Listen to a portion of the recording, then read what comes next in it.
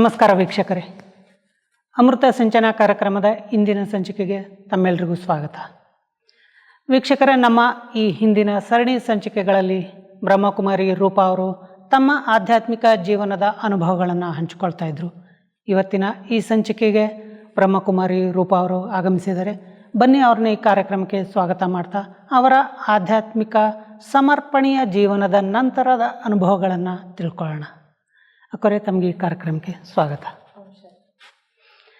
ಅಕ್ಕರೆ, ತಾವು ಹಿಂದಿನ ಸಂಚಿಕೆಯಲ್ಲಿ ಹೇಳ್ತಾ ಇದ್ರಿ, ಈ ಬ್ರಹ್ಮಕುಮಾರಿ ಸಂಸ್ಥೆಗೆ ಸಂಪೂರ್ಣವಾಗಿ ಸಮರ್ಪಣೆಯ ನಂತರ ತಾವು ಟಿನ್ ಫ್ಯಾಕ್ಟ್ರಿಯಲ್ಲಿ ಅಲ್ಲಿರುವಂಥ ಸೇವಾ ಕೇಂದ್ರದಲ್ಲಿ ಮೊದಲನೇ ಬಾರಿ ಸಂಪೂರ್ಣ ಒಬ್ಬ ಸಂಸ್ಥೆಯ ಅಥವಾ ಒಂದು ಸೇವಾ ಕೇಂದ್ರದ ನಿರ್ವಾಹಕಿಯಾಗಿದ್ರಿ. ನೀವು ಮೊದಲನೇ ಬಾರಿ ಒಂದು ಸೇವಾ ಕೇಂದ್ರವನ್ನು ಸಂಪೂರ್ಣವಾಗಿ ನೀವು ನಿರ್ವಹಣೆ ಮಾಡೋದಕ್ಕೆ ಟಿನ್ ಫ್ಯಾಕ್ಟ್ರಿಯಲ್ಲಿದ್ರಿ. ಅಲ್ಲಿ ನಿಮಗೆ ಯಾವುದೇ ಒಂದು ಸಮಸ್ಯೆಗಳು ಎದುರಾಗಲಿಲ್ವ? ಯಾಕಂದರೆ ಒಂದು ಸಂಸ್ಥೆಯ ಒಂದು ಸೇವಾ ಕೇಂದ್ರವನ್ನು ಸಂಪೂರ್ಣವಾಗಿ ನಡೆಸಬೇಕು, ಅದು ನಿರ್ವಿಘ್ನವಾಗಿ, ಅಂದರೆ ಅದು ಒಂದು ಸ್ವಲ್ಪ ಚಾಲೆಂಜಿಂಗ್.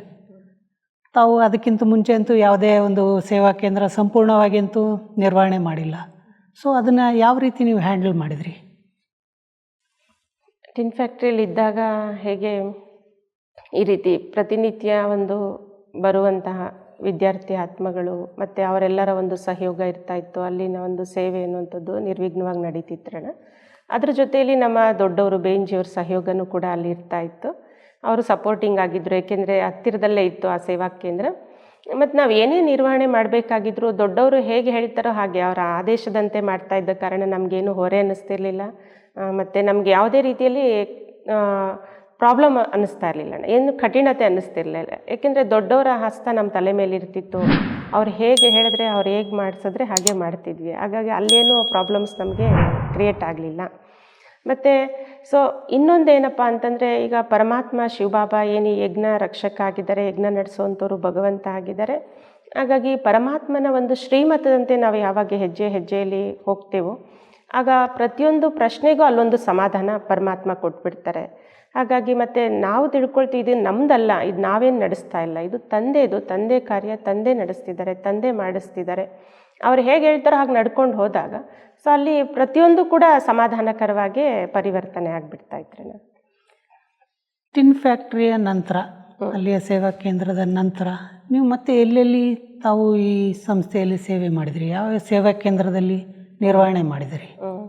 ಟಿನ್ ಫ್ಯಾಕ್ಟ್ರಿಯಲ್ಲಿ ಇದ್ವಿ. ಟಿನ್ ಫ್ಯಾಕ್ಟ್ರಿ ನಂತರ ಗೊರಗುಂಟೆಪಾಳ್ಯಂನಲ್ಲಿ ಇದ್ವಿ ಅಣ್ಣ. ಗೊರಗುಂಟೆಪಾಳ್ಯ ಅಲ್ಲಿ ಆದ ನಂತರ ಮತ್ತೆ ದೊಡ್ಡಬಳ್ಳಾಪುರದಲ್ಲಿ ಸ್ವಲ್ಪ ದಿನ ಇದ್ವಿ. ಆದರೆ ಅಲ್ಲಿ ದೊಡ್ಡವ್ರ ಜೊತೆ ಇದ್ವಿ. ಇನ್ನೊಂದು ಕಡೆ ಸೆಂಟ್ರಿಗೆ ಹೋಗಿ ಕ್ಲಾಸ್ ಮಾಡ್ಕೊಂಡು ಬರ್ತಿದ್ವಿ. ಸೊ ಅದಾದಮೇಲೆ ವಿಜಯಪುರಕ್ಕೆ ಬಂದ್ವಿ. ಅಂದರೆ ಈ ವರ್ತಮಾನ ಸಮಯದಲ್ಲಿ ವಿಜಯಪುರದಲ್ಲಿದ್ದೀರಿ. ನೀವು ಸೇವಾ ಕೇಂದ್ರದಲ್ಲಿ ಯಾವೆಲ್ಲ ಒಂದು ಕಾರ್ಯಕ್ರಮಗಳನ್ನು ಕಂಡಕ್ಟ್ ಮಾಡಿದಿರಿ? ಅವುಗಳನ್ನು ಯಾವ ರೀತಿ ಒಂದು ಮ್ಯಾನೇಜ್ ಮಾಡ್ತೀರಿ? ಸೊ ಸೇವಾ ಸ್ಥಾನದಲ್ಲಿ ಹೇಗೆ ಹೇಳೋದಾದರೆ, ಈ ದಿವಸ ವಿಶ್ವ ಭ್ರಾತೃತ್ವ, ವಿಶ್ವಪಿತ ಪರಮಾತ್ಮ ಈ ಒಂದು ಯಜ್ಞ ರಕ್ಷಕ, ಯಜ್ಞ ಸ್ಥಾಪಕ, ಯಜ್ಞ ಪರಿಪಾಲಕರಾಗಿರೋ ಕಾರಣ ಸೊ ಪರಂಪಿತ ನಿರಾಕಾರ ಪರಂಜ್ಯೋತಿ ಸ್ವರೂಪ ಪರಮಾತ್ಮನನ್ನು ಪ್ರತ್ಯಕ್ಷ ಮಾಡಿಸ್ಬೇಕು. ಪರಮಾತ್ಮ ಯಾವುದೇ ಒಂದೇ ಧರ್ಮಕ್ಕೆ ಎರಡೇ ಧರ್ಮಕ್ಕೆ ಸೇರಿದವರಲ್ಲ, ಇವರು ಇಡೀ ವಿಶ್ವದ ಪಿತ ಆಗಿದ್ದಾರೆ. ವಿಶ್ವಪಿತ ಆಗಿರೋ ಕಾರಣ ನಾವು ಸಂಸ್ಥೆಯಲ್ಲಿ ಸರ್ವಧರ್ಮ ಸಮ್ಮೇಳನ, ಸರ್ವಧರ್ಮ ಸದ್ಭಾವನಾ ಕಾರ್ಯಕ್ರಮ ಅಂಥೇಳಿ ಮಾಡಿದ್ವಿ. ಮತ್ತು ಅನೇಕ ಆತ್ಮಗಳಿಗೆ ಪರಮಾತ್ಮನ ಜೊತೆ ಭೇಟಿ ಮಾಡಿಸೋದಕ್ಕೆ VIPsಗೆಲ್ಲ ಗೆಟ್ ಟುಗೆದರ್ ಕಾರ್ಯಕ್ರಮಗಳನ್ನು ಆಗಾಗ ಮಾಡ್ತಿರ್ತೀವಿ. ಮತ್ತು ಸಾಪ್ತಾಹಿಕ ಉಪನ್ಯಾಸ ಮಾಲಿಕೆ ಅಂತ ಹೇಳ್ಬಿಟ್ಟು ಪ್ರತಿ ವಾರಕ್ಕೊಂದು ಸಾರಿ ಸೊ ಆ ಊರಿನಲ್ಲಿರುವಂತಹ ಮುಖ್ಯಸ್ಥರನ್ನು ಕರೆದು ಸೊ ಅವ್ರಿಗೆ ವಿಶೇಷವಾಗಿ ಅವರನ್ನು ಗೆಸ್ಟ್ ಅತಿಥಿಯನ್ನಾಗಿ ಮಾಡಿ ಮತ್ತು ಬರುವಂತಹ ಎಲ್ಲ ಪರಮಾತ್ಮನ ಮಕ್ಕಳಿಗೂ ಪರಮಾತ್ಮನ ಪರಿಚಯವನ್ನು ಕೊಡುವಂತಹ ಕಾರ್ಯಕ್ರಮವನ್ನು ಮಾಡ್ತಾ ಇರ್ತೀವಿ. ಮತ್ತು VIPsದು ರಾಜಯೋಗ ಶಿಬಿರ, ಮತ್ತು ಅವರನ್ನು ಮೌಂಟ್ ಅಬುಗೆ ಕರ್ಕೊಂಡೋಗೋದು VIPs ಗ್ರೂಪ್ನಲ್ಲಿ, ಅವರಿಗೆ ಪರಮಾತ್ಮನ ಸಂದೇಶ ಕೊಡಿಸೋದು. ಮತ್ತು ಈಗ ಅನೇಕ ಶಿವದರ್ಶನ ರಥಯಾತ್ರೆ ಮಾಡಿದ್ವಿ. ಸುಮಾರು ವರ್ಷಗಳ ಹಿಂದೆ ಶಿವದರ್ಶನ ರಥಯಾತ್ರೆ ಇತ್ತು. ಮತ್ತು ಸ್ವರ್ಣಿಮ ಕರ್ನಾಟಕ ಭಾರತ ಅಂತ, ಸ್ವರ್ಣಿಮ ಕರ್ನಾಟಕ ರಥಯಾತ್ರೆ, ಯುವ ಸೈಕಲ್ ರ್ಯಾಲಿ, ಸೊ ಈ ರೀತಿ ಅನೇಕ ಕಾರ್ಯಕ್ರಮಗಳು, ಮತ್ತು ಹೆಲ್ತ್ ಕ್ಯಾಂಪ್ಸು, ಸೊ ಮತ್ತು ಕೋರ್ಸಸ್ಸು, ಕ್ಲಾಸಸ್ಸು ಇದೆಲ್ಲ ನಡೀತಾ ಇರುತ್ತೆ. ನಿಮ್ಮ ಬ್ರಹ್ಮಕುಮಾರಿ ಸಂಸ್ಥೆಯಲ್ಲಿ ಸಂಪೂರ್ಣ ಒಂದು ವರ್ಷದಲ್ಲಿ ಯಾವ ಯಾವ ಹಬ್ಬಗಳನ್ನು ನೀವು ನಿಮ್ಮ ಸಂಸ್ಥೆಯಲ್ಲಿ ಆಚರಣೆ ಮಾಡ್ತೀರಿ? ಸೊ ಅದರಲ್ಲಿ ಎಲ್ಲದಕ್ಕಿಂತ ದೊಡ್ಡ ಹಬ್ಬ ಅಂತಂದರೆ ಮಹಾಶಿವರಾತ್ರಿ. ಏಕೆಂತಂದರೆ ಮಹಾಶಿವರಾತ್ರಿ ನಾವು ಹೇಳಬೇಕಾದ್ರೇ ಹೇಳ್ತೀವಿ ಮಹಾಶಿವರಾತ್ರಿ ಅಂದರೆ ಎಲ್ಲದಕ್ಕೂ ದೊಡ್ಡ ಹಬ್ಬ. ಇದು ಶಿವ ಪರಮಾತ್ಮ ಈ ಸೃಷ್ಟಿಯಲ್ಲಿ ಅವತರಣೆ ಆಗಿರುವುದರ ಸ್ಮಾರಕವಾಗಿ ಮಹಾಶಿವರಾತ್ರಿಯನ್ನು ಬಹಳ ಪ್ರೀತಿಯಿಂದ ಬಹಳ ವಿಜೃಂಭಣೆಯಿಂದ ಆಚರಿಸ್ತೇವೆ. ಹಾಗಂತೂ ಭಕ್ತಿ ಮಾರ್ಗದಲ್ಲೂ ಸಹ ಶಿವರಾತ್ರಿಯನ್ನು ಬಹಳ ವಿಶೇಷವಾಗಿ ಉಪವಾಸ ಜಾಗರಣೆ ಸಹಿತವಾಗಿ ಆಚರಣೆ ಮಾಡ್ತಾರೆ.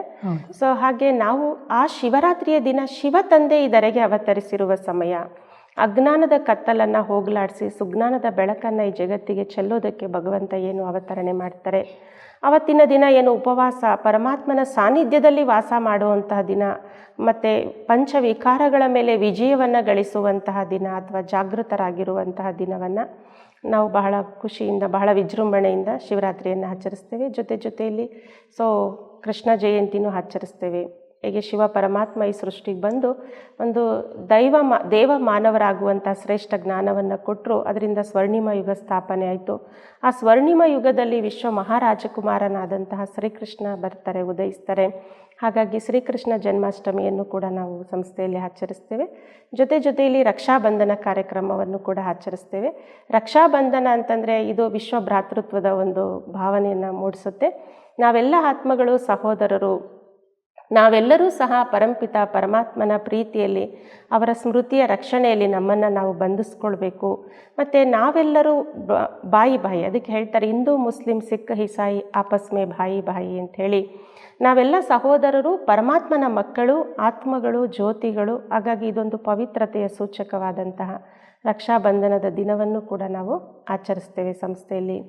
ಜೊತೆಯಲ್ಲಿ ದೀಪಾವಳಿ ಕೂಡ ಆಚರಿಸ್ತೇವೆ. ದೀಪಾವಳಿ ಅಂತಂದ್ರೇ ಎಲ್ರಿಗೂ ದೀಪಗಳ ನೆನಪು ಬರುತ್ತೆ. ಆತ್ಮ ಅರ್ಥಾತ್ ಈ ಸ್ಥೂಲ ಜ್ಯೋತಿ ಏನು ಬೆಳಗಿಸ್ತಾ ಇದ್ದೀವೋ ಇದು ನಮ್ಮೆಲ್ಲ ಆತ್ಮಗಳ ಜ್ಯೋತಿ ಬೆಳಗಿಸ್ಕೊಳ್ಳೋದ್ರ ಸ್ಮಾರಕ. ಹೇಗೆ ಒಂದು ಜ್ಯೋತಿಯಿಂದ ಅನೇಕ ಜ್ಯೋತಿಯನ್ನು ಬೆಳಗಿಸ್ತಾರೆ, ಹಾಗೆ ನಾವು ಒಂದೊಂದು ಆತ್ಮಗಳು ಬೆಳಗಿದ್ರೆ, ನಾವು ಒಬ್ಬೊಬ್ಬರು ಜಾಗೃತರಾದರೆ ಇಡೀ ಜಗತ್ತಿನ ಆತ್ಮಗಳನ್ನು ಜಾಗೃತಗೊಳಿಸ್ಬೋದು. ಅದರ ಸ್ಮಾರಕವಾಗಿ ನಾವು ದೀಪಾವಳಿ ಕಾರ್ಯಕ್ರಮವನ್ನು ಸಹ ಆಚರಿಸ್ತೇವೆ. ಈ ರೀತಿ ಇತ್ಯಾದಿ ಕಾರ್ಯಕ್ರಮವನ್ನು ಹಬ್ಬ ಹರಿದಿನಗಳನ್ನು ಆಚರಿಸ್ತಾ ಬಂದಿದ್ದೀವಿ. ನನಗನ್ಸುತ್ತೆ ನಾನು ಇದಕ್ಕಿಂತ ಮುಂಚೆ ಭಾಳಷ್ಟು ನಮ್ಮ ಕಾರ್ಯಕ್ರಮದಲ್ಲಿ ಕೆಲವು ಬ್ರಹ್ಮಕುಮಾರಿ ಸಂಸ್ಥೆಯ ಒಬ್ಬ ಅಣ್ಣಂದರು ಅಥವಾ ಅಕ್ಕಂದರು ಅವ್ರನ್ನೆಲ್ಲ ಈ ರೀತಿ ಇಂಟ್ರ್ಯೂ ಮಾಡಿದಾಗ ಈ ರಕ್ಷಾಬಂಧನದ ಬಗ್ಗೆ ವಿಶೇಷವಾಗಿ ಭಾಳಷ್ಟು ಒತ್ತು ಕೊಟ್ಟು ಹೇಳ್ತಾ ಇರ್ತಾರೆ. ನನಗೆ ಆವಾಗ ಯೋಚನೆ ಮಾಡ್ತಾಯಿದ್ದೆ, ಈ ರಕ್ಷಾಬಂಧನ ಈ ಬ್ರಹ್ಮಕುಮಾರಿ ಸಂಸ್ಥೆಯಲ್ಲಿ ಒಂದು ವಿಶೇಷ ಹಬ್ಬ ಅಂತ ನನಗೆ ಅನ್ನಿಸ್ತಾ ಇತ್ತು. ಅದರ ಒಂದು ಸಂಪೂರ್ಣ ವಿವರ ಇವತ್ತು ತಾವು ತಿಳಿಸ್ಕೊಟ್ರಿ. ನೀವು ಯೋಗದಲ್ಲಿ ವಿಶೇಷವಾಗಿ ಏನಾದರೂ ಅನುಭವಗಳಾಗಿದ್ದಿದೆಯಾ? ಖಂಡಿತ ಆಗಿದೆ ಅಣ್ಣ. ಏಕೆ ಅಂತಂದರೆ ನಮ್ಮ ಗುರಿನೇ ಅದು, ನಮ್ಮ ಉದ್ದೇಶನೇ ಅದು, ನಾವೇ ಅದು ಅಂತ ಹೇಳ್ಬೋದು. ಏಕೆ ಅಂತಂದರೆ ಈಗ ಅಮ್ಮ ಅಪ್ಪ ಇಲ್ಲದೆ ಮಕ್ಕಳಿಲ್ಲ, ಮಕ್ಕಳಿಲ್ಲದೆ ಅಮ್ಮ ಅಪ್ಪ ಇಲ್ಲ ಅಲ್ವಣ. ಯೋಗ ಅಂತಂದ್ರೇ ಸಂಬಂಧ ಅಥವಾ ಜೋಡಣೆ ಅಂತ ಹೇಳ್ತೀವಿ. ಹೇಗೆ ಲೌಕಿಕವಾಗಿ ತಾಯಿಯನ್ನು ಮಗು ನೆನಪು ಮಾಡ್ಬೋದು ಅಥವಾ ಮಗುವನ್ನು ತಾಯಿ ನೆನಪು ಮಾಡ್ಬೋದು. ಅದಕ್ಕೆ ಇವ್ರಿಗೆ ಅವ್ರ ಜೊತೆ ಯೋಗ ಇದೆ, ಅವ್ರಿಗೆ ಇವ್ರ ಜೊತೆ ಯೋಗ ಇದೆ ಅಂತ ಹೇಳ್ತಾರೆ. ಆದರೆ ಇಲ್ಲಿ ನಾವು ಯೋಗ ಅಂತ ಯಾವುದಕ್ಕೆ ಹೇಳ್ತಿದ್ದೀವಿ, ಇಲ್ಲಿ ಸಾಧಾರಣ ಮಾನವರು, ಸಾಧಾರಣ ಆತ್ಮರು ಸರ್ವೋಚ್ಚ ಶಕ್ತಿಯಾದಂತಹ ಪರಮೋಚ್ಚ ಶಕ್ತಿಯಾದ ಆ ಪರಮಾತ್ಮನನ್ನು ನೆನಪು ಮಾಡ್ತೇವೆ. ಸೊ ಈ ಯೋಗದಲ್ಲಿ ಏನಪ್ಪ ಅಂತಂದರೆ ಬೆಳಗ್ಗೆಯಿಂದ ರಾತ್ರಿವರೆಗೂ ಇದು ಯಾವುದೇ ರೀತಿ ಹಠಯೋಗ ಅಲ್ಲ. ನಾವು ಕೂತ್ಕೊಂಡೇ ಮಾಡಬೇಕು, ನಿಂತ್ಕೊಂಡೇ ಮಾಡಬೇಕು, ಈ ರೀತಿ ಆಸನ ಹಾಕ್ಕೊಂಡೇ ಮಾಡಬೇಕು, ಈ ರೀತಿ ಮಂತ್ರ ಜಪಿಸ್ಕೊಂಡೇ ಮಾಡಬೇಕು ಅನ್ನುವಂಥದ್ದೇನಿಲ್ಲ. ಸೊ ಇದು ಕೇವಲ ಮಾನಸಿಕ ಸಂಬಂಧ ಭಗವಂತನ ಜೊತೆಯಲ್ಲಿ ಆಗಿರೋ ಕಾರಣ ನಮಗೆ ಈ ಯೋಗದಲ್ಲಿ ಬಹಳ ರುಚಿನೂ ಇದೆ, ಬಹಳ ಆನಂದನೂ ಇದೆ, ಮತ್ತು ಅನುಭವ ಕೂಡ ಆಗಿದೆ. ಒಂದು ಸರಿ ಏನಾಯಿತು ಅಂದರೆ, ಹೀಗೆ ಒಂದು ಸರಿ ಇಲ್ಲಿ ಸೇವಾಸ್ಥಾನದಲ್ಲಿ ಒಂದು ಸೇವೆ ನಡೀತಾ ಇತ್ತು. ಆ ಸಮಯದಲ್ಲಿ ಒಬ್ಬರು ಅಣ್ಣ ಬಂದರು. ಅವರು ಏನಂತಂದರೆ ಈ ವಿಜಯಪುರದ ಆತ್ಮ, ಅವರು ಹಳಬ್ರು, ತುಂಬ ಹಳಬ್ರು, ವಿಜಯಪುರದವರು, ಮಧು ಅಣ್ಣ ಅಂತ ಹೇಳ್ಬಿಟ್ಟು ಅವ್ರಿಗೆ ನಮ್ಮ ಮಾತಾಜಿಯವರು ಕೋರ್ಸ್ ಕೊಟ್ಟಿದ್ರಣ್ಣ. ಅವರು ಕುಮಾರು, ಬಾಲ ಬ್ರಹ್ಮಚಾರಿ. ಈಗಾಗಲೇ ಅವರಿಗೆ ತುಂಬ ಏಜ್ ಆಗಿದೆ. ಈಗ ಪ್ರೆಸೆಂಟ್ ಅವರು ಬಹುಶಃ ಗೊಟ್ಟಿಗೆರೆಯಲ್ಲಿ ಬೆಂಗಳೂರು ಹತ್ರ ಇರ್ಬೋದು ಅನಿಸುತ್ತೆ. ಅವ್ರನ್ನ ನಾನು ನೋಡಿದ್ದು ಫಸ್ಟ್ ಟೈಮ್ ಆವತ್ತು. ಅವರೊಂದು ದಿವಸ ಅಚಾನಕ್ಕಾಗಿ ನಮ್ಮ ಮೌಂಟ್ ಅಬು ಜ್ಞಾನ ಸರೋವರದಲ್ಲಿ ಲಿಟ್ರೇಚರ್ ಡಿಪಾರ್ಟ್ಮೆಂಟಲ್ಲಿ ಒಬ್ಬರು ಅಣ್ಣ ಇರ್ತಾರೆ, ಅವರು ಫ್ರೆಂಡ್ಸ್ ಅಂತ ಅವರು. ಸೊ ಅವ್ರನ್ನ ಏರ್ಪೋರ್ಟಿಗೆ ಬಿಡೋದಕ್ಕೋಸ್ಕರ ಅವರು ದೇವನಹಳ್ಳಿವರೆಗೂ ಬಂದಿರ್ತಾರೆ. ಅಲ್ಲಿಂದ ಅವರು ಫೋನ್ ಮಾಡಿದ್ರು ಒಂದು ದಿವಸ. ಅಕ್ಕವರೇ ಹೀಗೆ ಇದ್ದೀರಾ ಸೆಂಟ್ರಲ್ಲಿ ಅಂತ ಕೇಳಿದ್ರು. ನಾನು ಯಾರಪ್ಪ ಇಷ್ಟು ಜೋರಾಗಿ ಕೇಳ್ತಿದ್ದಾರೆ ಅಂತ. ಅವರು ಅಳುಬ್ರಲ್ವ, ಅವ್ರಿಗೆ ಒಂದು ರೀತಿ ಅಥಾರಿಟಿ. ಅದಕ್ಕೆ ಇದೀವಿ ಬನ್ನಿ ಅಣ್ಣವ್ರೆ ಅಂತ ಕರೆದ್ವಿ. ಸರಿ ಬಂದರೆ ಕೂತ್ಕೊಳ್ಳಿ ಅಣ್ಣವ್ರೆ. ನಾನು ಅವತ್ತು ತುಂಬ ಬ್ಯುಸಿ ಇದ್ದೆ, ಇಲ್ಲಿ ವರ್ಕ್ ನಡೀತಾ ಇತ್ತು. ಅವ್ರಿಗೆ ಪ್ರಸಾದ ತಯಾರು ಮಾಡಬೇಕಿತ್ತು, ಅಡುಗೆ ಮಾಡಬೇಕಿತ್ತು, ಅವ್ರ ಕೆಲಸ ನೋಡ್ಕೋಬೇಕಿತ್ತು. ಹಾಗಾಗಿ ಅಡುಗೆ ಮನೆಯಿಂದ ಬಂದು ಅಣ್ಣವ್ರು ಬಂದರು. ಕೂತ್ಕೊಳ್ಳಿ ಅಣ್ಣವ್ರೆ, ನೀವೇನು ತಿಂತೀರೇನು, ಊಟ ಮಾಡ್ತೀರೇನು ಪ್ರಸಾದ? ಇಲ್ಲ ನಾನೇನು ಊಟ ಮಾಡೋದಿಲ್ಲ, ನನ್ನ ಜೊತೆ ಬಾಳೆಹಣ್ಣು ತೊಗೊಂಬಂದಿದ್ದೀನಿ, ಅಷ್ಟೇ ನಾನು ತಿಂತೀನಿ ಅಂತ ಹೇಳಿದ್ರು ಅವರು. ಒಳ್ಳೆ ಆತ್ಮ ಆಯ್ತಲ್ಲ ಅಂದ್ಬಿಟ್ಟು, ಕಾಫಿ ಟೀ ಏನಾದರೂ ಕುಡಿತೀರಾ ಅಂದರೆ ಏನೂ ಬೇಡ ಅಂದರು. ಆಮೇಲೆ ಅಲ್ಲಿ ಪೇಂಟ್ ವರ್ಕ್ ನಡೀತಾ ಇತ್ತು. ಕೂತಿದ್ರೆ ಅಯ್ಯೋ ಇಲ್ಲಿ ಸ್ಮೆಲ್ ಪೇಂಟ್ ಸ್ಮೆಲ್ಲು ಅಂತ ಇದ್ರು. ಸರಿ ಇವ್ರನ್ನ ಇಲ್ಲಿ ಕೂರಿಸೋದು ಬೇಡ ಅಂದ್ಬಿಟ್ಟು ಅವ್ರನ್ನ ಕರ್ಕೊಂಡೋಗಿ ಸೀದಾ ನಾನು ಬಾಬಾ ರೂಮ್ನಲ್ಲಿ ಕೂರಿಸ್ದೆ. ಅಣ್ಣ ನೀವು ಬನ್ನಿ ಬಾಬಾ ರೂಮ್ನಲ್ಲಿ ಕೂತ್ಕೊಳ್ಳಿ ಅಣ್ಣ ಅಂತ ಹೇಳ್ಬಿಟ್ಟು ಬಾಬಾ ರೂಮ್ನಲ್ಲಿ ಕೂರಿಸ್ಬಿಟ್ಟು, ಸರಿ ಅಂತ ನಾನು ಸ್ವಲ್ಪ ಹೊತ್ತು ಸೇವೆ ಮಾಡೋದಿತ್ತು, ಒಳಗೆ ಬಂದುಬಿಟ್ಟೆ. ಅವ್ರು ಕೂತಿರಲಿ ಬಾಬಾ ರೂಮ್ನಲ್ಲಿ, ಮತ್ತೆ ಸ್ವಲ್ಪ ಬಾಬಾ ನೆನಪು ಮಾಡಲಿ, ಆಮೇಲೆ ಹೋಗೋಣ ಅಂತ ಹೇಳ್ಬಿಟ್ಟು ಒಳಗೆ ಬಂದೆ. ಆಯಿತು, ಸ್ವಲ್ಪ ಹೊತ್ತಾಯಿತು, ಪಾಪ ಅವ್ರು ಇದಾಗ್ಬಿಡ್ತಾರೆ, ಅವ್ರನ್ನ ಮಾತಾಡ್ಸೋಣ ಅಂತ ಮತ್ತೆ ಹೊರಗೆ ಬಂದು, ಅಣ್ಣ ನೀವು ಬನ್ನಿ ಸೆಂಟ್ರ್ ತೋರಿಸ್ತೀನಿ ಅಂದ್ಬಿಟ್ಟು ಕರ್ಕೊಂಡು ಅವ್ರನ್ನ ಒಂದು ರೌಂಡ್ ಹಾಕ್ಸ್ಬಿಟ್ಟು ಸೆಂಟ್ರನ್ನ ಹೀಗೆ ಮೂವ್ ಆಗ್ತಾ ಇದ್ದಂಗೆ ಅವ್ರೇನು ಹೇಳಿದ್ರು ಅಂದರೆ, ನನಗೆ ಅವತ್ತೆಲ್ಲ ಸಂಕಲ್ಪ ನಡೀತಾ ಇತ್ತು. ಈ ಪ್ರೆಸೆಂಟ್ ಸೆಂಟ್ರ್ ಯಾವ ವಿಜಯಪುರದಲ್ಲಿ ನಾವು ಆ ಟೈಮ್ನಲ್ಲಿ ಕನ್ಸ್ಟ್ರಕ್ಷನ್ ವರ್ಕ್ ಅದೆಲ್ಲ ಇರ್ತಿತ್ತು. ಆ ಸಮಯದಲ್ಲಿ ಅಷ್ಟೊಂದು ಜನ ಆತ್ಮಗಳು ಇಲ್ಲಿ ಬರ್ತಾ ಇರಲಿಲ್ಲ.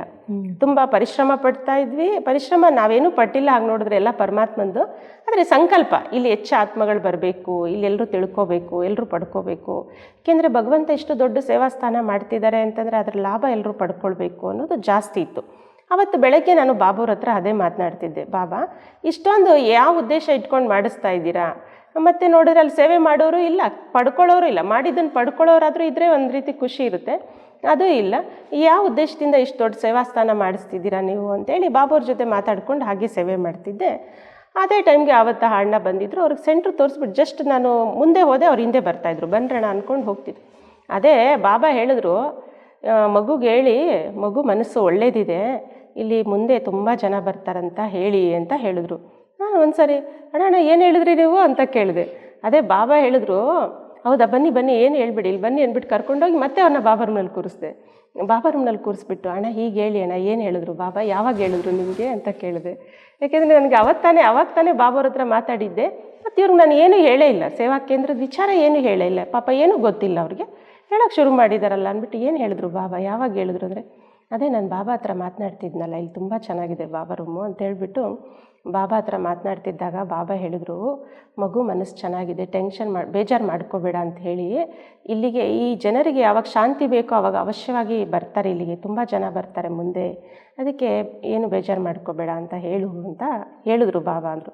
ಹೌದ್ರಾ ಅಂತ ಹೇಳ್ಬಿಟ್ಟು ಅವತ್ತು ನನಗೆ ಎಲ್ಲಿಲ್ದಿರೋ ಆನಂದ ಆಯಿತು, ತುಂಬ ಖುಷಿ ಆಯ್ತಣ್ಣ. ಬಾಬಾ ನನ್ನ ಮಾತಿಗೆ ಈ ರೂಪದಲ್ಲಿ ಎಷ್ಟು ಚೆನ್ನಾಗಿ ಆನ್ಸರ್ ಕೊಟ್ರಲ್ಲ ಅಂತೇಳಿ ತುಂಬ ಖುಷಿ ಆಯಿತು. ಜೊತೆಯಲ್ಲಿ ನಮಗೊಂದು ಸಂಕಲ್ಪ ಇತ್ತಣ್ಣ, ಇಲ್ಲಿ ಓಪನಿಂಗ್ಗೆ ಗುಲ್ಜಾರ್ ದಾದೀಜಿಯವ್ರನ್ನೇ ಕರೆಸ್ಬೇಕು ಅಂತ ತುಂಬ ಆಸೆ ಇತ್ತು. ಅದಕ್ಕೆ ನಮ್ಮ ಮೃತ್ಯುಂಜಯ ಅಣ್ಣವರು ಸ್ವಲ್ಪ ಪ್ರಯತ್ನ ಎಲ್ಲ ಮಾಡಿದರು ಪಾಪ ಹೇಳಬೇಕಂದ್ರೆ. ಸೊ ಇರಲಿ, ಡ್ರಾಮಾನುಸಾರ ಯಾರ್ಯಾರಿಗೆ ಎಷ್ಟೆಷ್ಟು ಸಿಗಬೇಕು ಅಷ್ಟಷ್ಟೇ ಸಿಗೋದು. ಪ್ರಯತ್ನದ ಒಂದು ಹೆಜ್ಜೆ ಅಂತೂ ಇಟ್ಟಿದ್ವಿ, ಅದು ಖುಷಿ ಇದೆ ನಮಗೆ. ದಾದಿಯವ್ರನ್ನ ಕರೆಸೋ ಪ್ರಯತ್ನ ಮಾಡಿದ್ವಿ. ಕೊನೆಗೆ ಸರಿ ಅಂತ ಆ ಸಮಯದಲ್ಲಿ ಹೊರಗಡೆ ಹೋಗ್ತಾ ಅಣ್ಣ ಸೆಂಟ್ರ್ ಮುಂದೆ ನಿಂತ್ಕೊಂಡು ಸೆಂಟ್ರ್ ನೋಡಿಕೊಂಡು ಹೇಳಿದ್ರಣ್ಣ, ಚಿತ್ರಗಳೆಲ್ಲ ಎದುರುಗಡೆ ಬಿಲ್ಡಿಂಗ್ ಮುಂದೆ ಇರೋ ಚಿತ್ರಗಳನ್ನೆಲ್ಲ ನೋಡಿಕೊಂಡು, ಸರ್ವಾತ್ಮಗಳ ತಂದೆ ಕಾಲಚಕ್ರ ಚಿತ್ರ ಎಲ್ಲ ನೋಡಿಬಿಟ್ಟು ಹಿಂಗೆ ನೋಡಿಕೊಂಡು, ತುಂಬ ಚೆನ್ನಾಗಿ ಬಂದಿದೆ, ಇಲ್ಲಿಗೆ ದಾದಿಯವ್ರು ಗ್ಯಾರಂಟಿ ಬರ್ತಾರೆ ಅಂತ ಹೇಳಿದ್ರು. ನನಗೆ ಇನ್ನೂ ಇದ್ದಿದ್ದು ಅಪಾರ ಖುಷಿ ಆಯಿತು. ನಮ್ಮ ಸಂಕಲ್ಪ ಎಲ್ಲ ಇವರು ಹೇಳ್ತಿದ್ದಾರಲ್ಲ ಅಂತ ಹೇಳಿಬಿಟ್ಟು ತುಂಬ ಸಂತೋಷ ಆಯಿತು ಮತ್ತೆ ಬನ್ನಿ ಅಣ್ಣ ಅಂತ ಹೇಳಿಬಿಟ್ಟು ಅವ್ರಿಗೆ ವಿಶ್ ಮಾಡಿದ್ವಿ. ಅವರು ಹೋದರು ಅಣ್ಣ. ಸರಿ ಅಂತಂದ್ಬಿಟ್ಟು ಆವತ್ತು ಸಂಜೆ ಆ ವರ್ಕೆಲ್ಲ ನಡೀತಿತ್ತು, ಫುಲ್ಲು ಸೇವೆ ಇತ್ತು. ಅದ್ರ ಮಧ್ಯದಲ್ಲಿ ಬಾಬಾ ರೂಮ್ನಲ್ಲೇ ಕ್ಲಾಸ್ ಮಾಡಬೇಕಾಯ್ತು ನಾವು. ಕ್ಲಾಸ್ ಹಾಲಲ್ಲಿ ಜಾಗ ಇರಲಿಲ್ಲ ಕ್ಲಾಸ್ ಮಾಡೋದಕ್ಕೆ. ಸರಿ ಅಂತ ಬಾಬಾ ರೂಮ್ನಲ್ಲಿ ಕ್ಲಾಸ್ ಮಾಡೋದಕ್ಕೆ ಮುಂಚೆ ಯೋಗ ಮಾಡೋದಕ್ಕೆ ಕೂತ್ಕೊಂಡಿದ್ರೆ ಬಿಲ್ಕುಲ್ ನನಗೆ ಎಷ್ಟು ಚೆನ್ನಾಗಿ ಬಾಬಾ ಮೇಲೆ ಕರ್ಕೊಂಡು ಹೋಗ್ಬಿಟ್ರು ಅಂತಂದರೆ, ಈ ಭೂಮಿ ಮೇಲೆ ಇಲ್ಲ, ನಾನು ಮೇಲೆ ತೇಲ್ತಾ ಇದ್ದೀನಿ, ಮೇಲೆ ಹಾರ್ತಾ ಇದ್ದೀನಿ. ಅಷ್ಟೊಂದು ಹಗುರತೆ ಅನುಭವ, ಅಷ್ಟೊಂದು ಸಂತೋಷ, ಏನೋ ಒಂದು ರೀತಿ ಲೈಟ್ನೆಸ್ಸು, ಮತ್ತು ಬಿಲ್ಕುಲ್ ಶರೀರದ ಭಾರ, ಮನಸ್ಸಿಂದು ಶರೀರದ್ದು ಎಲ್ಲ ರೀತಿಯಲ್ಲಿ ಎಷ್ಟು ಸೇವೆ ಬ್ಯುಸಿಯಲ್ಲಿದ್ದರೂ ಕೂಡ ನನಗೇನೂ ಹೊರೆ ಅನ್ನಿಸ್ಲಿಲ್ಲ. ತುಂಬ ಸಂತೋಷ ಆಯ್ತಣ್ಣ. ಬಿಲ್ಕುಲ್ ಲೈಟ್ ಅನುಭವ ಆಯಿತು. ಹೀಗೆ ಬಾಬಾ ಹೇಳ್ತಾರೆ ಭೂಮಿ ಬಿಟ್ಟು ಮೇಲಕ್ಕೆ ಹೋಗಬೇಕು ಅಂತ, ಆ ರೀತಿ ಮೇಲಕ್ಕೆ ಹೋಗ್ತಾ ಇರೋ ರೀತಿ ಅನುಭವ ಆಗ್ತಾಯಿದ್ರಣ್ಣ. ಮತ್ತು ಕೆಲವು ಸಾರಿ ಕನಸುಗಳಲ್ಲೂ ಕೂಡ ಕೆಲವೊಂದು ಅನುಭವಗಳಾಗ್ತಾ ಇತ್ತಣ್ಣ. ಒಂದು ಸರಿ ಕನಸು ಬಂತು. ಅವತ್ತು ಬಾಪ್ತಾದ ಅವ್ಯಕ್ತವಾಣಿ ಮುರಳಿಯಲ್ಲಿ ಇದೆ ತುಂಬ ಹೇಳಿದರು. ಅವತ್ತೆಲ್ಲ ಅದೇ ಚಿಂತನೆ ನಡೀತಾ ಇತ್ತು. ಒಂದಿನ ಕನಸಿನಲ್ಲಿ ಒಂದು ಕಡೆ ಒಂದು ಸಾರಿ ವಿನಾಶದ ದೃಶ್ಯಗಳು. ನಾವೀಗೆ ಸೇವೆ ಮಾಡ್ತಾ ಇದ್ದೀವಿ, ಸ್ವಲ್ಪ ಹೊತ್ತು ಆಗ್ತಾ ಇದ್ದಾಗೆ ಹೊರಗಡೆ ಹೋಗಿ ನೋಡ್ತೀವಿ, ಏನೋ ಸೌಂಡ್ ಆಗ್ತಾ ಇದೆ, ಈ ಕಡೆ ಆ ಕಡೆ ಎಲ್ಲ ಬೆಂಕಿ ಅಂಟ್ಕೊಂಡು ಉರಿತಾ ಇದೆ. ಸರಿ, ಏನಾಗ್ತಾ ಇದೆ ಇಲ್ಲಿ ಅಂತ ಹೇಳ್ಬಿಟ್ಟು ಮತ್ತೆ ಮುಂದ್ಗಡೆ ಬಾಗಿಲಿಗೆ ಹೋಗಿ ಫ್ರಂಟಲ್ಲಿ ನೋಡಿದ್ರೆ ಅಲ್ಲಿ ಏನೂ ಇಲ್ಲ, ಮೈದಾನ ಆಗೋಗ್ಬಿಟ್ಟಿದೆ ಪೂರ್ತಿ, ಮನೆಗಳೇ ಇಲ್ಲ, ಪೂರ್ತಿ ಖಾಲಿ ಆಗಿಬಿಟ್ಟಿದೆ, ಮೈದಾನ ಆಗಿಬಿಟ್ಟಿದೆ. ಬಾಬಾ ಏನಾಗ್ತಾ ಇದೆ ಅಂದ್ಕೊಂಡು ಮತ್ತೆ ಬಾಬಾ ಹೇಳ್ತಿದ್ದ ಹಾಗೆ ಗಟ್ಟಿಯಾಗಿ ಇಟ್ಕೊಳ್ಳಿ ಅಂತ, ಭೂಕಂಪನೋ ಏನೋ ಆಗ್ತಾ ಇದೆ ಆ ಸಮಯದಲ್ಲಿ, ನಾವು ಗಟ್ಟಿಯಾಗಿ ಇಟ್ಕೊಂಡು ನಿಂತ್ಕೊಂಡ್ಬಿಟ್ಟಿದ್ದೀವಿ ಬಾಗಿಲನ್ನು, ಬಾಬಾ ಬಾಬಾ ಅಂದ್ಕೊಂಡು ನಿಂತಿದ್ದೀವಿ. ಆ ರೀತಿ ಒಂದು ಸಾರಿ ಅನುಭವ ಆಯಿತು. ಮತ್ತು ಇನ್ನೊಂದು ಸಾರಿ ಒಂದು ಕಡೆ ಹೋಗ್ತಾ ಇದ್ದೀವಿ, ತುಂಬ ಜೋರಾಗಿ ತುಫಾನ್ ಬರ್ತಾ ಇದೆ, ಬಿರುಗಾಳಿ ಜೋರಾಗಿ ಬರ್ತಿದೆ. ಒಂದು ಹೆಜ್ಜೆ ಮೇಲಿಟ್ಟರೆ ಸಾಕು ನಾವು ಮೇಲಕ್ಕೆ ಹೋಗ್ಬಿಡ್ತೀವಿ, ಅಷ್ಟು ಜೋರಾಗಿ ಬರ್ತಾ ಇದೆ ಬಿರುಗಾಳಿ.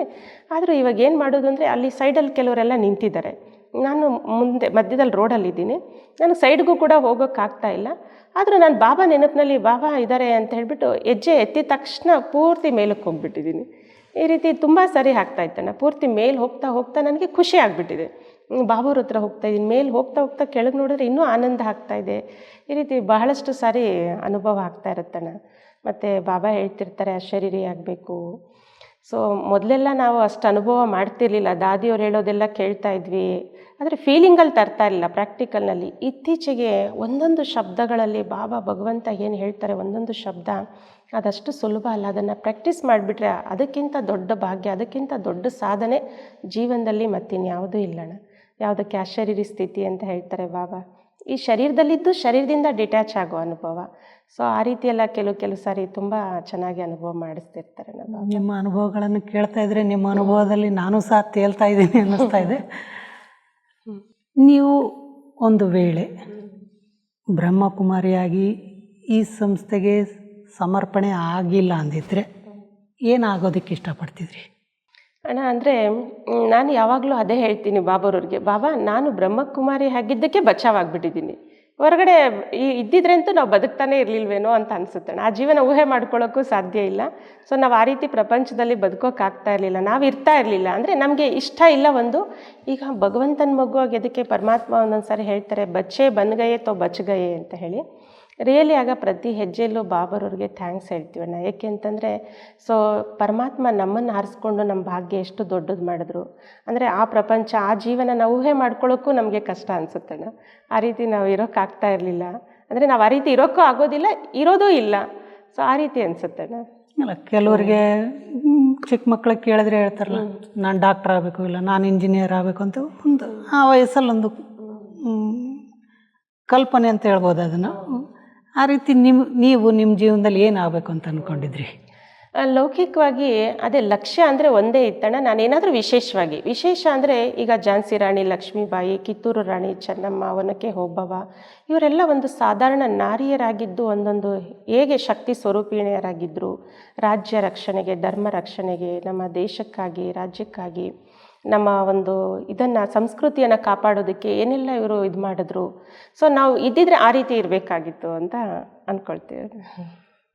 ನೀವು ಈ ಬ್ರಹ್ಮಕುಮಾರಿ ಸಂಸ್ಥೆಯ ಆಧ್ಯಾತ್ಮಿಕತೆಗೆ ಬರೋಕ್ಕಿಂತ ಮುಂಚಿನ ನಿಮ್ಮ ಜೀವನಕ್ಕೂ ಮತ್ತು ಇವಾಗ 29 ವರ್ಷಗಳ ನಂತರದ ಇಂದಿನ ಜೀವನಕ್ಕೂ ಏನೇನು ವ್ಯತ್ಯಾಸ ನಿಮಗೆ ಕಾಣಿಸ್ತಾ ಇದೆ?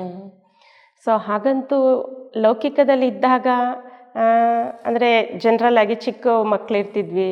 ಆಗೇನಪ್ಪ ಅಂತಂದರೆ ಮನೆ, ಅಮ್ಮ ಅಪ್ಪ, ಪರಿವಾರ, ಕುಟುಂಬ, ಓದೋದು ಬರೆಯೋದು ಇಷ್ಟೇ ಇರ್ತಾಯಿತ್ತಣ್ಣ. ಇನ್ನು ಲೌಕಿಕ ಪ್ರಪಂಚ, ಆ ಸಂಬಂಧ ಈ ಸಂಬಂಧ, ವ್ಯರ್ಥದಲ್ಲಿ ಬುದ್ಧಿಯೋಗ ಅಲೆದಾಡೋದು.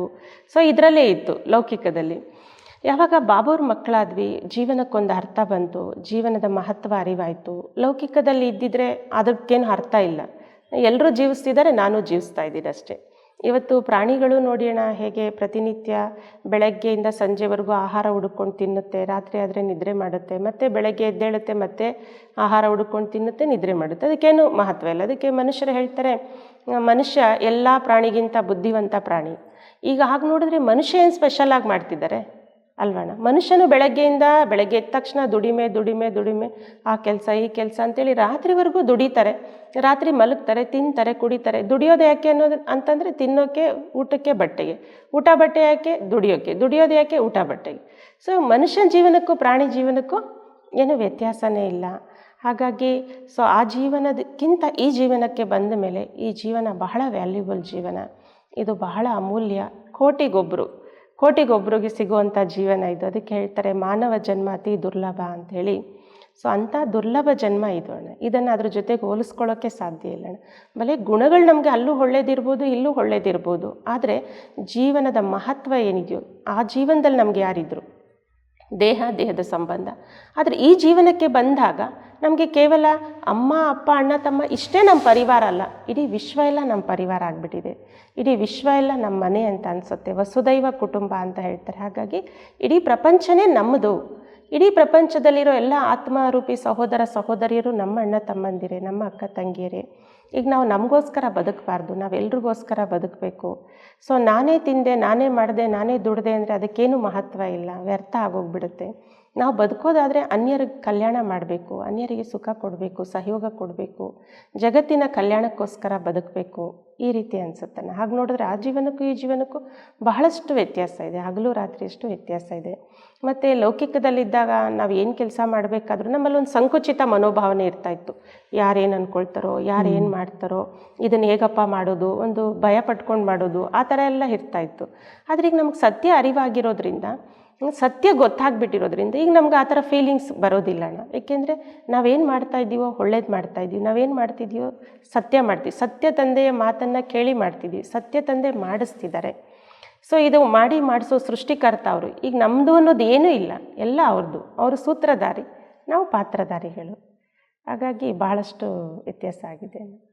ನಿಮ್ಮ ಜೀವನದಲ್ಲಿ ಇಷ್ಟೊಂದು ಪರಿವರ್ತನೆಗಳ ನಂತರ ಈಗ ನಿಮ್ಮ ರಿಲೇಷನ್ಸು ಅಥವಾ ನಿಮ್ಮ ಫ್ರೆಂಡ್ಸು, ನಿಮ್ಮ ಸ್ಕೂಲ್ ಫ್ರೆಂಡ್ಸ್ ಯಾರಾದರೂ ಈಗ ನಿಮ್ಮನ್ನು ನೋಡಿದರೆ ನಿಮ್ಮ ಬಗ್ಗೆ ಅವರ ಅಭಿಪ್ರಾಯ ಏನಿರುತ್ತೆ?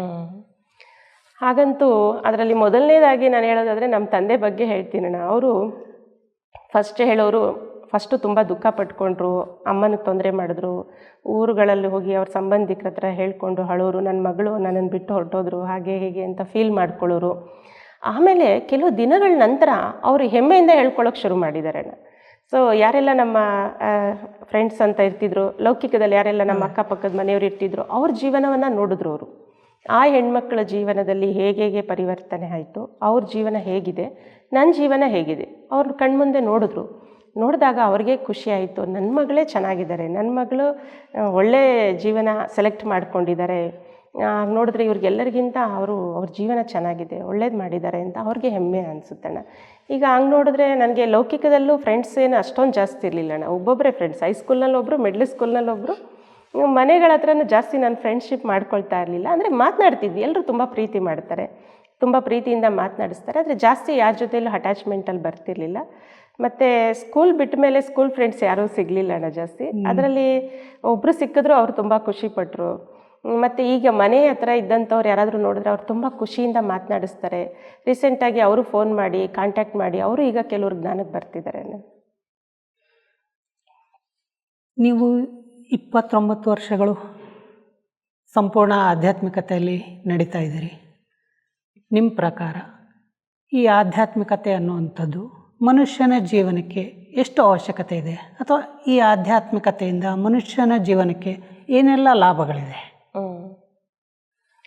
ಆಧ್ಯಾತ್ಮಿಕತೆ ಅನ್ನೋದು ಹೇಗೆ ಕತ್ಲಿರೋ ಮನೆಗೆ ದೀಪ ಹಚ್ಚಿದ್ರೆ ಹೇಗೆ ಮನೆಗೆಲ್ಲ ಬೆಳಕು ಬರುತ್ತೆ, ಹಾಗೆ ಈ ಕತ್ತಲಿನಿಂದ ಕೂಡಿರುವಂತಹ ಈ ಜೀವನ, ಕತ್ತಲು ಅಂತಂದರೆ ಈ ದುಃಖ, ಅಶಾಂತಿ, ಪ್ರತಿನಿತ್ಯ ಜೀವನದ ಒಂದು ಗೊಂದಲ, ಟೆನ್ಷನ್ನು, ಇವತ್ತು ಹೊಸದಾಗಿ ಹೇಳ್ತಾರೆ ಡಿಪ್ರೆಷನ್ನು, ಸ್ಟ್ರೆಸ್ಸು ಅಂತ ಹೇಳಿ, ಇಂಥ ಜೀವನಕ್ಕೆ ಆಧ್ಯಾತ್ಮಿಕತೆ ಅನ್ನೋದೊಂದು ನಂದಾದೀಪ ಅಂತ ಹೇಳ್ಬೋದಣ್ಣ. ಹೇಗೆ ಮನೆಯಲ್ಲಿ ದೀಪವಿಲ್ಲದೆ ಬೆಳಕಿಲ್ಲ, ಹಾಗೆ ಜೀವನದಲ್ಲಿ ಆಧ್ಯಾತ್ಮಿಕತೆ ಇಲ್ಲದೆ ಇದ್ದರೆ ಬೆಳಕಿಲ್ಲ ಅಂತಲೇ ಹೇಳ್ಬೋದು.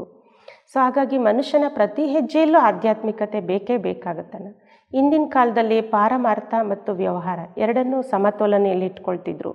ಏನೇ ಮಾಡಬೇಕಾದ್ರೂ ಬೆಳಗ್ಗೆ ಎದ್ದ ತಕ್ಷಣ ದೇವ್ರಿಗೆ ನಮಸ್ಕಾರ ಮಾಡ್ತಿದ್ರು, ಅವ್ರದ್ದೆಲ್ಲ ಏನಿದೆಯೋ ಅದನ್ನು ದೇವ್ರ ಮುಂದೆ ಅರ್ಪಿಸ್ತಿದ್ರು, ದೇವರನ್ನು ತಮ್ಮ ಸಾಕ್ಷಿಯಾಗಿ ಇಟ್ಕೊಂಡು ಪ್ರತಿಯೊಂದು ಧರ್ಮವನ್ನು ಸಾಕ್ಷಿಯಾಗಿ ಇಟ್ಕೊಂಡು ಕರ್ಮ ಮಾಡ್ತಿದ್ರು. ಆಗ ವ್ಯವಹಾರದಲ್ಲಿ ಶುದ್ಧತೆ, ಸತ್ಯತೆ, ಪ್ರಾಮಾಣಿಕತೆ ಅನ್ನುವಂಥದ್ದು ಉಳಿದಿತ್ತು. ಆಗ ಅವ್ರ ಜೀವನದಲ್ಲಿ, ವ್ಯಾವಹಾರಿಕ ಜೀವನದಲ್ಲಿ ಬರುವಂತಹ ಒಂದೊಂದು ಮಾತುಗಳು, ಒಂದೊಂದು ಪರಿಸ್ಥಿತಿಗಳನ್ನು ಮನುಷ್ಯರು ಸಹಜವಾಗಿ ಫೇಸ್ ಮಾಡ್ತಿದ್ರು. ಆ ರೀತಿ ತುಂಬ ಟೆನ್ಷನ್ಗೆ ಹೋಗೋದು, ತುಂಬ ಡಿಪ್ರೆಷನ್ಗೆ ಹೋಗುವಂಥ ಪರಿಸ್ಥಿತಿ ಬರ್ತಾನೆ ಇರಲಿಲ್ಲ. ಇಂದಿನ ಕಾಲದಲ್ಲಿ ನಾವು ನೋಡಿದ್ದೀವಿ, ಒಂದು 10, 20, 30, 40 ವರ್ಷದ ಹಿಂದಿನವರೆಲ್ಲ ಎಷ್ಟು ದೊಡ್ಡ ದೊಡ್ಡ ಪರಿಸ್ಥಿತಿನ ಎಷ್ಟು ಸಹಜವಾಗಿ ಬಗೆಹರಿಸ್ಕೊಂಡ್ಬಿಡ್ತಿದ್ರು. ಆದರೆ ಇವತ್ತಿನ ಜೀವನದಲ್ಲಿ ನಾವು ನೋಡ್ತಾ ಇದ್ದೀವಿ, ಇವತ್ತು ಮನುಷ್ಯ ಬೆಳಗ್ಗೆ ಎದ್ದಾಗಿನಿಂದ ರಾತ್ರಿ ಮಲಗೋವರೆಗೂ ಯಾಂತ್ರಿಕ ಮಾನವನಾಗಿ ದುಡಿತಿದ್ದಾನೆ. ಪರಮಾರ್ಥ ಬಿಟ್ಟೇ ಬಿಟ್ಟಿದ್ದಾರೆ, ಸಂಪೂರ್ಣ ವ್ಯವಹಾರದಲ್ಲಿ ತೊಡಗಿಸ್ಕೊಂಡ್ಬಿಟ್ಟಿದ್ದಾರೆ ತಮ್ಮನ್ನು ತಾವು. ಇಂಥ ವ್ಯಾವಹಾರಿಕ ಜೀವನದಲ್ಲಿ ಮನುಷ್ಯನ ಮುಂದೆ ಒಂದು ವೇಳೆ ಏನಾದರೂ ಒಂದು ಸಣ್ಣ ಪರಿಸ್ಥಿತಿ ಬಂದರೂ ಅವ್ರ ಕೈನಲ್ಲಿ ಅದನ್ನು ಫೇಸ್ ಮಾಡೋಕ್ಕಾಗ್ತಾ ಇಲ್ಲ. ಒಂದು ಸಣ್ಣ ಪರಿಸ್ಥಿತಿಯನ್ನು ದೊಡ್ಡದು ಮಾಡ್ಕೊಂಡ್ಬಿಡ್ತಾರೆ, ಟೆನ್ಷನ್ಗೆ ಹೋಗ್ಬಿಡ್ತಾರೆ, ಡಿಪ್ರೆಷನ್ಗೆ ಹೋಗ್ಬಿಡ್ತಾರೆ. ಇನ್ನು ಕೆಲವರು ಸೂಸೈಡೇ ಮಾಡ್ಕೊಂಡ್ಬಿಡ್ತಾರೆ. ಒಂದು ಸಣ್ಣ ಸಣ್ಣ ಮಾತು, ಅದನ್ನು ನಾವು ಪ್ರಪಂಚದಲ್ಲಿ ನೋಡ್ತಾನೆ ಇದ್ದೀವಿ, ಎಷ್ಟೋ ಉದಾಹರಣೆಗಳು.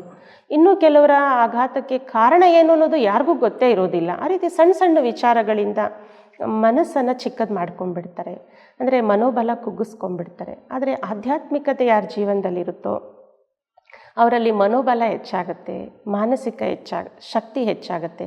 ಯಾವಾಗ ಮಾನಸಿಕ ಶಕ್ತಿ ಇರುತ್ತೋ ಆಗ ಮನುಷ್ಯನ ಜೀವನದಲ್ಲಿ ಎಲ್ಲ ಸಮಸ್ಯೆಗಳನ್ನು ಸಹಜವಾಗಿ ಬಗೆಹರಿಸ್ಕೋಬೋದು.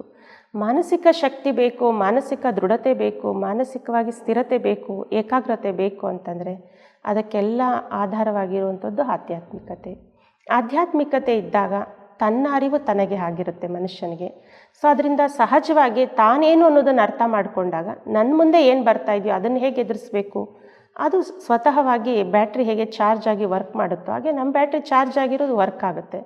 ಇಲ್ಲಿ ಡಿಸ್ಚಾರ್ಜ್ ಬ್ಯಾಟ್ರಿ ಉಪಯೋಗಿಸೋಕೆ ಹೋದರೆ ಅದು ತುಂಬ ತೊಂದರೆ ಮಾಡ್ತಿದೆ, ಲೈಟ್ ಆಫ್ ಆಗಿಬಿಡುತ್ತೆ, ಅಥವಾ ಇನ್ನು ಬೇರೆ ಬೇರೆ ರೀತಿಯ ಒಂದು ತೊಂದರೆಗಳು ಕ್ರಿಯೇಟ್ ಆಗಿಬಿಡುತ್ತೆ. ಹಾಗೆ ಸೊ ಆಧ್ಯಾತ್ಮಿಕತೆ ಅನ್ನೋದು ಮಾನವನ ಜೀವನವನ್ನು ಬ್ಯಾಟ್ರಿ ಚಾರ್ಜ್ ಮಾಡುತ್ತೆ. ಹಾಗಾಗಿ ಆಧ್ಯಾತ್ಮಿಕತೆ ಮನುಷ್ಯರ ಜೀವನದಲ್ಲಿ ಬೇಕೇ ಬೇಕು. ಅದು ಸೊ ಸಾಧಕರಿಗೆ ಅಂತ ಅಷ್ಟೇ ಅಲ್ಲ, ಅಥವಾ ನಾವು ಮನೆಯಲ್ಲಿಲ್ಲಪ್ಪ ನಾವು ಸಮರ್ಪಿತರಾಗಿಬಿಟ್ಟಿದ್ದೀವಿ ಅಂತ ಅಷ್ಟೇ ಅಲ್ಲ. ಇದು ಪರಮಾತ್ಮ ಕೊಡ್ತಾ ಇರೋ ಆಧ್ಯಾತ್ಮಿಕ ಜ್ಞಾನ ಗೃಹಸ್ಥದಲ್ಲಿದ್ದು ಗೃಹಸ್ಥವನ್ನು ಸುಸಲಿತವಾಗಿ ನಡೆಸ್ಕೊಂಡು ಹೋಗುವಂಥದ್ದು, ಸರಾಗವಾಗಿ ಮನುಷ್ಯನ ಜೀವನವನ್ನು ನಡೆಸ್ಕೊಂಡು ಹೋಗುವಂಥದ್ದು. ಅಲ್ಲಿ ಬರುವಂತಹ ಪ್ರತಿಯೊಂದು ಏರುಪೇರುಗಳಲ್ಲಿ ಸಾಮರಸ್ಯ ಕಾಪಾಡಿಕೊಳ್ಳೋದು, ಸಂಬಂಧಗಳನ್ನು ರಕ್ಷಿಸ್ಕೊಳ್ಳೋದು. ಇವತ್ತು ನೋಡ್ತಾ ಇದ್ದೀವಿ, ನೋಡೋಣ, ಸಂಬಂಧಗಳಲ್ಲಿ ಸಾಮರಸ್ಯ ಇಲ್ಲ, ಒಬ್ಬರನ್ನು ಇನ್ನೊಬ್ಬರು ಅರ್ಥ ಮಾಡ್ಕೊಳ್ಳಲ್ಲ. ಹಿಂದಿನ ಕಾಲದಲ್ಲಿ 50-100 ಜನ ಒಂದೊಂದು ಪರಿವಾರದಲ್ಲಿ ಇರ್ತಿದ್ರು ಕೂಡ ಯಾಕೆ ಅಷ್ಟು ಜನ ಒಂದೇ ಕುಟುಂಬದಲ್ಲಿ ಒಂದೇ ಕಡೆ 50-100 ಜನ ಬದುಕ್ತಾಯಿದ್ರು, ಸಂಸಾರ ಮಾಡ್ತಿದ್ರು, ಪರಿವಾರದಲ್ಲಿ ಇರ್ತಿದ್ರು. ಆದರೂ ಚೆನ್ನಾಗಿರ್ತಾಯಿದ್ರು, ನೆಮ್ಮದಿಯಾಗಿರ್ತಿದ್ರು, ಸಂತೋಷವಾಗಿರ್ತಿದ್ರು, ಹ್ಯಾಪಿಯಾಗಿ ಎಲ್ಲರೂ ಒಟ್ಟಿಗೆ ಸೇರ್ಕೊಂಡು ದುಡಿತಿದ್ರು, ಒಟ್ಟಿಗೆ ಸೇರ್ಕೊಂಡು ಊಟ ಮಾಡ್ತಿದ್ರು, ಎಲ್ಲ ಸಂತೋಷವಾಗಿರ್ತಿದ್ರು. ಆದರೆ ಇವತ್ತಿನ ಸಮಾಜದಲ್ಲಿ ನಾವು ನೋಡ್ತಾ ಇದ್ದೀವಿ, ಕೇವಲ ಇಬ್ಬರು ಒಂದು ಕಡೆ ಇರೋದಿಲ್ಲ, ಒಂದು ಮನೆ ಚಾಯಿ ಕೆಳಗೆ ಇಬ್ಬರು ಖುಷಿಯಾಗಿರೋದಿಲ್ಲ. ಇದಕ್ಕೆ ಕಾರಣ ಏನಪ್ಪ ಅಂತಂದರೆ ಆ ಪರಿವಾರಗಳಲ್ಲಿ ಆಧ್ಯಾತ್ಮಿಕತೆ ಒಂದು ಅಂಶ ಇರ್ತಾ ಇತ್ತು. ಅಂದರೆ ಒಂದು ತಾಳ್ಮೆ, ಸಹನೆ, ದಯೆ, ಪರೋಪಕಾರ ಭಾವನೆ, ಕ್ಷಮಾ ಭಾವನೆ, ಇದೆಲ್ಲ ಗುಣಗಳು ಬರೋದೇ ಆಧ್ಯಾತ್ಮಿಕತೆಯಿಂದ, ಮೌಲ್ಯಗಳು ಬರೋದೇ ಆಧ್ಯಾತ್ಮಿಕತೆಯಿಂದ. ಎಲ್ಲಿ ಮೌಲ್ಯಗಳಿರುತ್ತೋ ಅಲ್ಲಿ ಪರಿವಾರದಲ್ಲಿ ಒಬ್ಬರನ್ನೊಬ್ರು ಅಂಡರ್ಸ್ಟ್ಯಾಂಡ್ ಮಾಡ್ಕೊಳ್ತಾರೆ, ಒಬ್ಬರಿಂದ ಒಬ್ಬರು ಮಿಸ್ಟೇಕ್ ಆಯಿತು ಅಂದರೆ ತಿದ್ದುಕೊಳ್ತಾರೆ, ಸರಿಪಡಿಸ್ಕೊಳ್ತಾರೆ, ಒಪ್ಕೊಳ್ತಾರೆ, ಸಹನೆ ಮಾಡ್ಕೊಳ್ತಾರೆ. ಸೊ ಆದರೆ ಇವತ್ತು ಅದಿಲ್ಲದೆ ಇರೋ ಕಾರಣ, ಆಧ್ಯಾತ್ಮಿಕತೆ ಇಲ್ಲದೆ ಇರೋ ಕಾರಣ ಮನುಷ್ಯ ಸಂಪೂರ್ಣವಾಗಿ ಬಾಹ್ಯ ಜಗತ್ತಿಗೆ ಹೋಗ್ಬಿಟ್ಟಿದ್ದಾರೆ, ಮರಳಾಗಿದ್ದಾರೆ. ಹಾಗಾಗಿ ಒಬ್ಬರನ್ನೊಬ್ಬರು ಕ್ಷಮಿಸೋದಕ್ಕೂ ರೆಡಿ ಇಲ್ಲ, ಒಬ್ಬರನ್ನೊಬ್ಬರು ಒಪ್ಕೊಳ್ಳೋದಕ್ಕೂ ರೆಡಿ ಇಲ್ಲ. ಸೊ ಹಾಗಾಗಿ ಪರಿವಾರಗಳು ವಿಭಜನೆ ಆಗ್ತಿದೆ.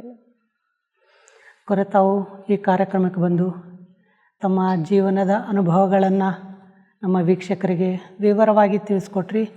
ಜೊತೆಗೆ ನಿಮ್ಮ ಅನುಭವಗಳನ್ನು ಕೇಳ್ತಾ ಅದು ಒಂದು ರೀತಿ ನಮ್ಮ ಜೀವನದ ಅನುಭವ ಅನ್ನೋ ರೀತಿ ನಮಗೂ ಸಹ ಫೀಲ್ ಆಗ್ತಾಯಿತ್ತು. ತಮಗೆ ಬಹಳ ಬಹಳ ಧನ್ಯವಾದಗಳು. ಥ್ಯಾಂಕ್ಸ್. ಓಂ ಶಾಂತಿ. ನೋಡಿದ್ರಲ್ಲ ವೀಕ್ಷಕರೇ, ಆಧ್ಯಾತ್ಮಿಕತೆ ಜೀವನಕ್ಕೆ ಎಷ್ಟು ಅವಶ್ಯಕತೆ ಇದೆ ಅಂತ. ಆಧ್ಯಾತ್ಮಿಕತೆಯಿಂದ ಏನೆಲ್ಲ ಲಾಭಗಳಾಗುತ್ತೆ ಅನ್ನೋದು ಸಹ ವಿಸ್ತಾರವಾಗಿ ತಿಳಿಸ್ಕೊಟ್ರು. ಮನೆಯಲ್ಲಿ ಒಂದು ದೀಪವನ್ನು ಹಚ್ಚಿಟ್ರೆ ಅದು ಕತ್ತಲೆಯನ್ನು ಓಡಿಸುತ್ತೆ, ಮನಸ್ಸಿನಲ್ಲಿ ಜ್ಞಾನದ ಒಂದು ದೀಪವನ್ನು ಹಚ್ಚಿಟ್ರೆ ಅಜ್ಞಾನದ ಅಂಧಕಾರವನ್ನು ಓಡಿಸುತ್ತೆ. ಹೀಗೆ ನಮ್ಮ ಕಾರ್ಯಕ್ರಮವನ್ನು ವೀಕ್ಷಿಸ್ತಾ ಇರಿ. ಮತ್ತೆ ಮುಂದಿನ ಸಂಚಿಕೆಯಲ್ಲಿ ಭೇಟಿಯಾಗೋಣ. ಅಲ್ಲಿವರೆಗೂ ತಮ್ಮೆಲ್ಲರಿಗೂ ಧನ್ಯವಾದಗಳು.